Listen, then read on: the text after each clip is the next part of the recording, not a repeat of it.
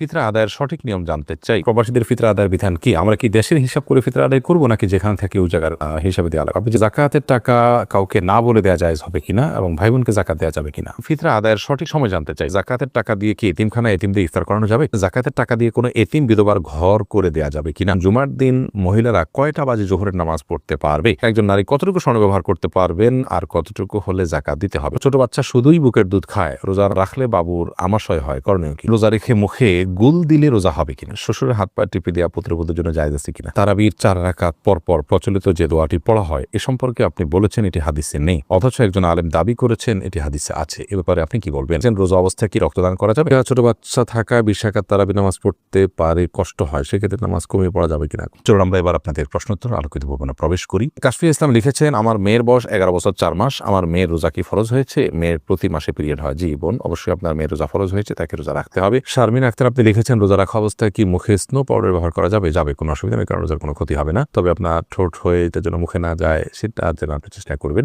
জাকিয়া হোসেন আপনি লিখেছেন, একজন নারী কতটুকু স্বর্ণ ব্যবহার করতে পারবেন আর কতটুকু হলে জাকাত দিতে হবে?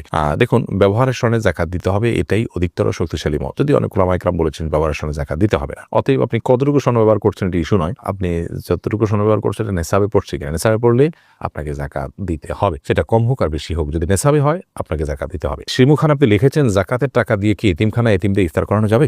ইফতার করানো তখন জায়েজ হবে যখন ইফতার করার কোনো ব্যবস্থা গরিবের নাই, তখন আপনি জাকাতের টাকা দিয়ে সে অ্যারেঞ্জ করলেন। মূলত জাকাতের টাকা তাদেরকে দিয়ে দিবে, তাদের প্রয়োজন অনুযায়ী খরচ করবে। আপনি নিজে আইটেম ফিক্স করে দিবেন না যে জাকাতের টাকা দিয়ে তুমি এটাই করো। অনেকে হয়তো মনে করেন যে এটা আমি ইফতার করালাম, এটা একটা দৃশ্যমান কিছু হলো, তাহলে সেক্ষেত্রে তো এটি রিয়া হয়ে গেল, লৌকিকতা হলো, এটা তো গুনাহের কারণ হতে পারে। বরং আমাদের সাবধান থাকতে হবে। দাদি নানি আইডি থেকে আপনি লিখেছেন, জাকাতের টাকা দিয়ে কোনো এতিম বিধবার ঘর করে দেওয়া যাবে কিনা? জাকাতের টাকা দিয়ে ইয়েতিম অথবা কোনো বিধবাকে আপনি ঘর করে দিতে পারেন যদি তারা জাকাতের হকদার হয়। এতিম হলেই যে জাকাতের হকদার হবে এমনটি কিন্তু আবশ্যক নয়, বিধবা হলেই যে জাকাতের হকদার হবে এমনটি কিন্তু আবশ্যক নয়। একজন ভদ্র মহিলা, তার স্বামী মারা গেছেন, তিনি বিধবা হয়েছেন, কিন্তু তার এত সম্পদ আছে যেটা দিয়ে চলতে পারে, তাহলে সেক্ষেত্রে তিনি জাকাতের হকদার নন। এতিমের ক্ষেত্রে একই কথা প্রযোজ্য। যাই হোক, তো এতিম বা বিধবা যদি জাকাতের হকদার হয়, তাদের যে সম্পদ আছে বা উপার্জন হয় তা দিয়ে তাদের সংসার চলতে কষ্ট হয়, এরকম যদি হয়, তাহলে সেক্ষেত্রে আপনি তাদেরকে জাকাতের টাকা দিতে পারেন। জাকাতের টাকা না দিয়ে তাদের যদি ঘরের নিড থাকে, যে তাদের নিরাপদে থাকার মতো কোনো ঘর নেই, সে প্রয়োজন থাকে এবং টাকা দিলে তারা হয়তো নষ্ট করে ফেলবে, আপনি তত্ত্বাবধান করে তাদের হয়ে ঘর নির্মাণ করে দিলে জাকাতের টাকা দিয়ে এটা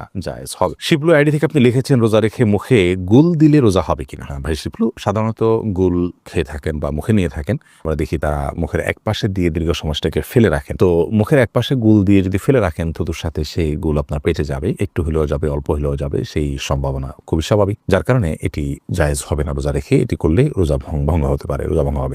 আপনি লিখেছেন, শ্বশুরের হাত পা টিপে দেওয়া পুত্রবধূর জন্য জায়েজ আছে কিনা? এটা করা উচিত নয়। কারণ হলো, শ্বশুর তার হাত পা যদি পুত্রবধূ টিপেন, তাহলে সেক্ষেত্রে মানে কল্পনার জেনার দুয়ার উন্মুক্ত অন্তত হতে পারে, কমপক্ষে এতটুকু হওয়ার সম্ভাবনা আছে, যার কারণে গুনাহের দ্বার পর্যন্ত বন্ধ করতে হয়, এটাকে সাদ্দু জারায়া বলা হয়। তো যার কারণে এটা জায়েজ নয়। পুত্রবধূ শ্বশুর অন্য সেবা করবেন, তবে হ্যাঁ, শ্বশুর অনেক বৃদ্ধ, এত বৃদ্ধ যে এ ধরনের কোনো আশঙ্কা নাই, তাহলে সেক্ষেত্রে এটি করা যেতে পারে যদি একান্ত নিরুপায় থাকে, অন্য কেউ না থাকেন এবং এটা যদি খুব বেশি জরুরি হয়, অর্থাৎ অনেকগুলো শর্তের উপর ভিত্তি করি। এরপর প্রশ্ন, ছোট বাচ্চা শুধুই বুকের দুধ খায়, রোজা রাখলে বাবুর আমাশয় হয়, করণীয় কি? একটু কষ্ট করবেন, প্রয়োজনে দিনের বেলা ঘুম পাড়িয়ে রাখবেন, আপনি নিজেও ঘুমাবেন, রাতের বেলা একটু জেগে থাকবেন, অর্থাৎ অভ্যাস একটু পাল্টাবেন, তাতে তো রাতেও তো আপনি দীর্ঘ সময় না খাওয়াই থাকেন, সেভাবে থাকবেন। এবং একটু কষ্ট হলে ডাক্তার দেখান, বিকল্প বের করেন, অর্থাৎ রোজাটা ফরজ বিধান, এই ফরজ বিধান আবশ্যক হওয়ার কারণে রোজা রেখে অন্যান্যগুলোকে কিভাবে ওভারকাম করা যায় সেই চেষ্টাটা আমাদের থাকতে হবে। আয়েশা সিদ্দিকা, ছোট বাচ্চা থাকা 20 রাকাত তারাবি নামাজ পড়তে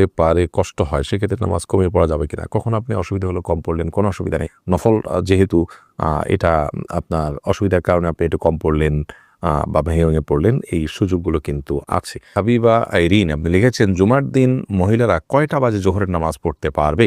জোহরের ওয়াক্ত হওয়ার পরেই পড়তে পারবে। মসজিদে জুমার নামাজের জামাত হওয়ার পরেই পড়তে হবে এমনটি অনেকে মনে করেন, অথচ এমনটি কোনো আবশ্যক নয়। আপনি চাইলে জুমার নামাজের আগেও, অর্থাৎ ওয়াক্ত হয়ে গেছে জোহরের 12টা 1 মিনিটে, আজকে জোহর ওয়াক্ত হয়ে গেছে, এরপর থেকে আপনি বাসায় জোহর পড়তে পারেন। মাজিদুল ইসলাম আপনি লিখেছেন, প্রবাসীদের ফিতরা আদায়ের বিধান কি? আমরা কি দেশের হিসাব করে ফিতরা আদায় করবো নাকি যেখানে থাকি ওই জায়গার হিসাবে দেওয়া লাগবে? আপনি যেখানে থাকেন সেখান থেকে হিসাব করে আপনি ফিতরা দিবেন। ফিতরা কি আলাদা করে রেখে ঈদের পর আদায় করা যাবে? না, ঈদের পর আদায় করলে ফিতরা আদায় হবে না, বরং ফিতরা আদায় করতে হবে ঈদের সালাতের আগে। নবী করিম সাল্লাল্লাহু আলাইহি ওয়াসাল্লাম বলেছেন, মানাদ্দাহা ক্বাবলা সালাহ, যে ব্যক্তি ঈদের আগে ফিতরা আদায় করবে হিয়া মাকবুলা, তাহলে সেটা ফিতরা হিসেবে কবুল হবে। ওয়া মানাদ্দাহা বাদা সালাহ, যে ব্যক্তি ঈদের পরে আদায় করবে ফাহিয়া সাদাকাতুম মিনাস সাদাকাত, 10টা সাদকা সাধারণ দান হবে, ফিতরার যে দায়িত্ব সেই দায়িত্বের ফলে কিন্তু আদায় হবে না। রফিক আহমদ আপনি লিখেছেন, তারাবির 4 রাকাত পরপর প্রচলিত যে দোয়াটি পড়া হয় এ সম্পর্কে আপনি বলেছেন এটি হাদিসে নেই, অথচ একজন আলেম দাবি করেছেন এটি হাদিসে আছে। এ ব্যাপারে আপনি কি বলবেন? ভাই রফিক আহমদ, দুঃখজনক যে কথাগুলো ভালো করে অনেকে না শুনেই মন্তব্য করেন, আবার অনেকে শুনেও সেটাকে বিকৃত করেন। আমরা বলেছি তারাবির নামাজে 4 রাকাত পরপর যে দোয়া আমাদের দেশে পড়া হয়ে থাকে সুবহানাজিল মুলক ওয়া মালাকুতে শেষ পর্যন্ত, এই দোয়া 4 রাকাত পর, তারাবির পরে 4 রাকাত পরপর এই দোয়া পড়ার কথা হাদিসে নেই। আবারও বলছি, তারাবির 4 রাকাত পরপর এই দোয়া পড়ার কথা কোনো হাদিসে নেই, কোনো জাল হাদিসেও নেই। আবারও বলছি, তারাবির নামাজের 4 রাকাত পরপর এই দোয়া পড়ার কথা কোনো হাদিসে নেই। এই দোয়া বিভিন্নভাবে এসেছে রুকুর তাসবিহ হিসেবে, সুবহানাজিল মালাকুতি ওয়াল জাবারুতি।